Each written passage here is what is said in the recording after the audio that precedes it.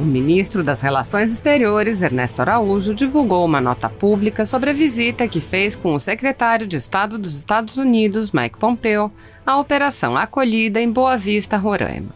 O presidente da Câmara, Rodrigo Maia, se ofendeu com a visita do representante americano e divulgou uma nota que dizia: a visita do secretário de Estado dos Estados Unidos, Mike Pompeo, nesta sexta-feira, às instalações da Operação Acolhida em Roraima, junto à fronteira com a Venezuela, no momento em que faltam apenas 46 dias para a eleição presidencial norte-americana, não condiz com a boa prática diplomática internacional e afronta as tradições de autonomia e altivez de nossas políticas externa e de defesa. Ouça a nota do ministro das Relações Exteriores, Ernesto Araújo. O teor da nota do presidente da Câmara dos Deputados, deputado Rodrigo Maia, ao criticar a visita feita pelo secretário de Estado dos Estados Unidos, em minha companhia, às instalações da Operação Acolhida em Boa Vista no dia 18 de setembro, baseia-se em informações insuficientes e em interpretações equivocadas que desejo aqui respeitosamente corrigir e esclarecer. Permito-me, antes de mais nada, assinalar que o povo brasileiro é solidário com os povos vizinhos e a Operação Acolhida representa essa solidariedade. O povo brasileiro preza pela sua própria segurança e a persistência na Venezuela de um regime aliado ao narcotráfico e crime organizado ameaça permanentemente essa segurança. O povo brasileiro tem apego profundo pela democracia e o regime Maduro trabalha permanentemente para solapar a democracia em toda a América do Sul. Não há autonomia e altivez em ignorar o sofrimento do povo venezuelano ou em negligenciar a segurança do povo brasileiro. Autonomia e altivez há, sim, em romper uma espiral de inércia irresponsável e silêncio cúmplice, ou de colaboração descarada, a qual, praticada durante 20 anos frente aos crescentes desmandos do regime Chávez Maduro, contribuiu em muito para esta que é talvez a maior tragédia humanitária já vivida em nossa região. A triste história da diplomacia brasileira para a Venezuela entre 1999 e 2018 constitui exemplo de cegueira e subserviência ideológica altamente prejudicial aos interesses materiais e morais do povo brasileiro e a toda a América Latina. Recordo que os Estados Unidos da América já doaram 50 milhões de dólares para a Operação Acolhida e que, no dia de ontem, o secretário Mike Pompeo anunciou a doação de mais 30 milhões de dólares para essa operação. Trata-se de quantia vultuosa, tendo em vista que o governo brasileiro já despendeu 400 milhões de dólares com a Operação Acolhida. Os Estados Unidos já dedicaram igualmente quantias expressivas para ajudar no acolhimento de imigrantes e refugiados venezuelanos na Colômbia e em outros países. Brasil e Estados Unidos, portanto, estão na vanguarda da solidariedade ao povo venezuelano oprimido pela ditadura Maduro. Como ministro das Relações Exteriores, vejo-me também na obrigação de reiterar o disposto no artigo 4º da Constituição Federal, inciso 2º, que coloca a prevalência dos direitos humanos entre os princípios que devem orientar as relações internacionais do Brasil. Assinalo que, em 16 de setembro, uma missão de verificação do Conselho de Direitos Humanos da ONU, criada com copatrocínio do Brasil, apresentou relatório no qual estima que Nicolás Maduro e ministros do seu regime cometeram crimes de lesa humanidade ao praticarem sistematicamente assassinatos, prisões arbitrárias e outras atrocidades. Fazer prevalecer os direitos humanos, como estipula a Constituição, requer que o Brasil continue a pronunciar-se mais do que nunca para expor o sofrimento dos venezuelanos à atenção mundial e trabalhar em favor da redemocratização da Venezuela, o único caminho para o retorno do respeito aos direitos humanos naquele país. Absolutamente nada no posicionamento do Brasil contra a ditadura de Maduro e em favor de uma Venezuela livre fere qualquer dos princípios do artigo 4º da Constituição. Muito pelo contrário, nossa atuação descumpriria a Constituição se fechássemos os olhos à tragédia venezuelana. Buscar a paz não significa acovardar-se diante de tiranos e criminosos. A independência nacional não significa rejeitar parcerias que nos ajudem a defender nossos interesses mais urgentes e nossos valores mais caros. Promover a integração latino-americana não significa facilitar a integração dos cartéis da droga. A não interferência não significa deixar os criminosos agirem sem serem incomodados. Consultem-se a respeito os ensinamentos da boa tradição diplomática, consagrada em próceres como José Bonifácio, Honório Hermeto Carneiro Leão, Joaquim Nabuco e Oswaldo Aranha, além do próprio Barão do Rio Branco. O legado da tradição diplomática brasileira não inclui a indiferença aos nossos vizinhos. No caso presente da Venezuela, uma tal indiferença seria imoral e colocaria em risco a segurança dos brasileiros. Muito me orgulho de estar contribuindo, juntamente com o secretário de Estado Mike Pompeo, sob a liderança dos presidentes Jair Bolsonaro e Donald Trump, para construir uma parceria profícua e profunda entre Brasil e Estados Unidos, as duas maiores democracias das Américas. Só quem teme essa parceria é quem teme a democracia. Ernesto Araújo, ministro de Estado das Relações Exteriores.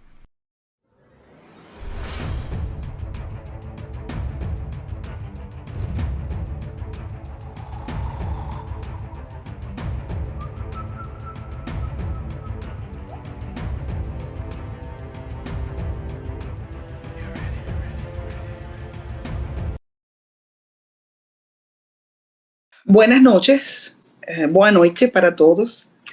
É uma honra para mim estar aqui nessa palestra com meu amigo, o professor Marcelo Suano, que eu conheci pela mídia.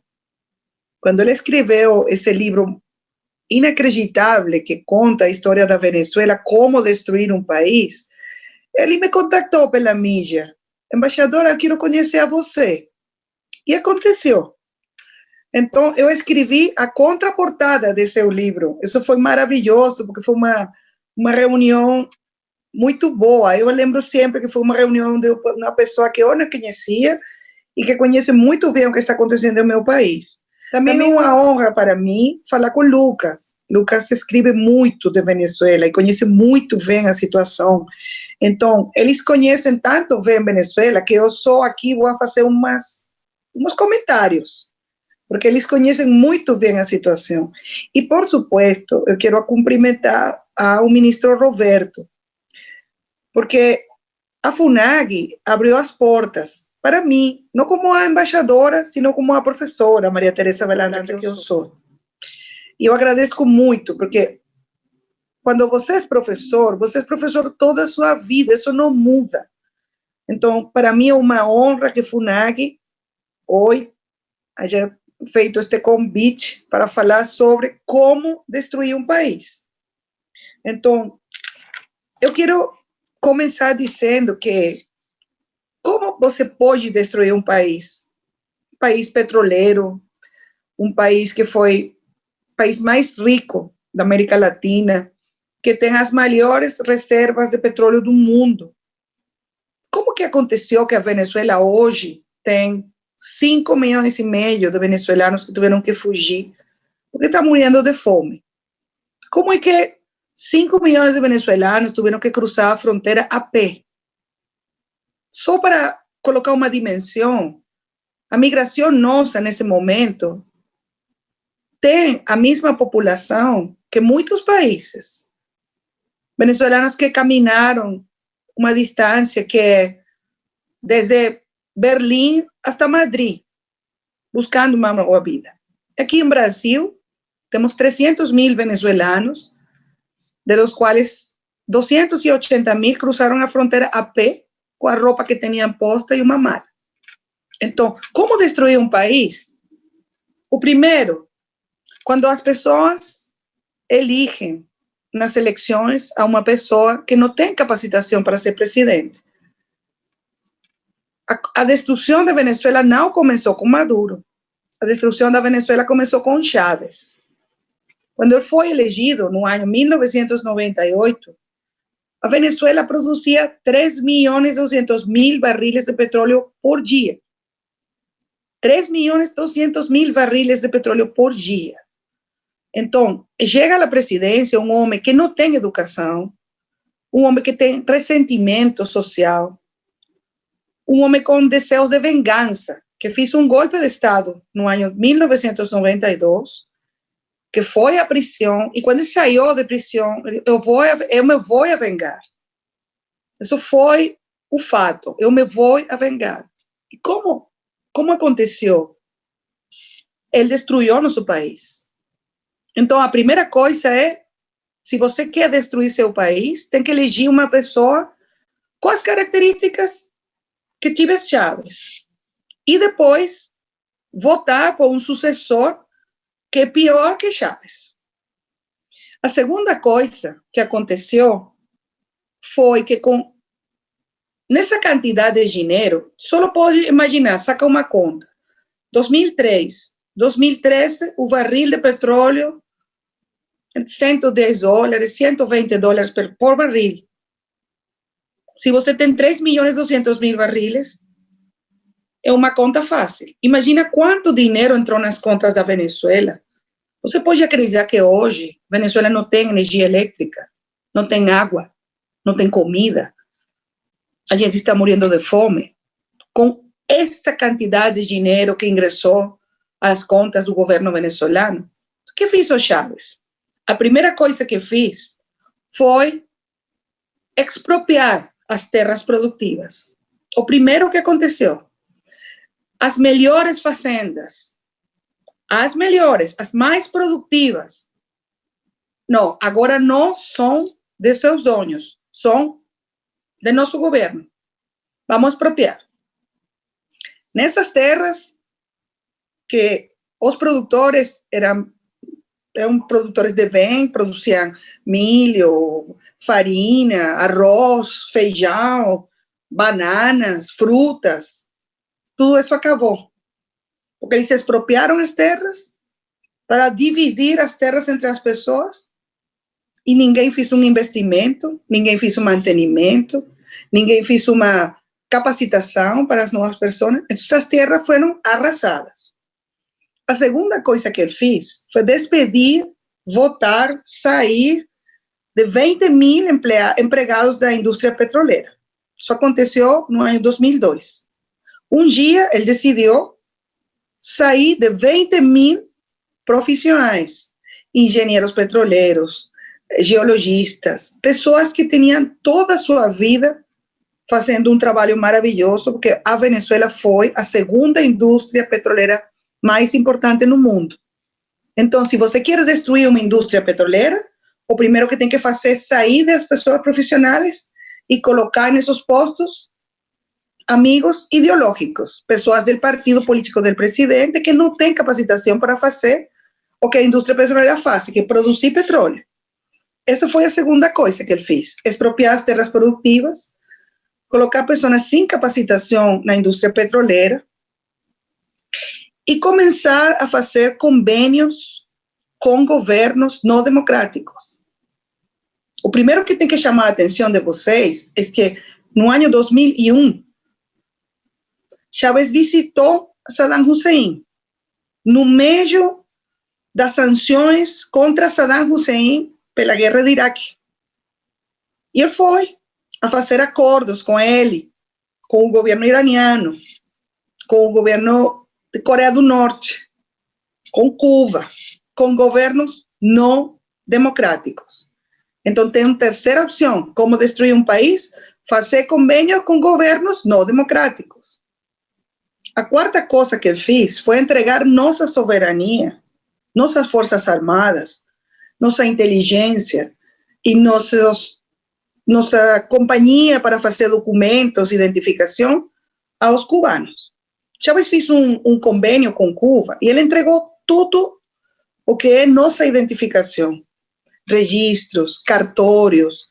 Hoje, a Venezuela, se você vai vender um apartamento, ou se você vai vender um carro, os cubanos têm controle desses documentos. Aí tem uma quarta coisa, entregar a soberania a um governo estrangeiro.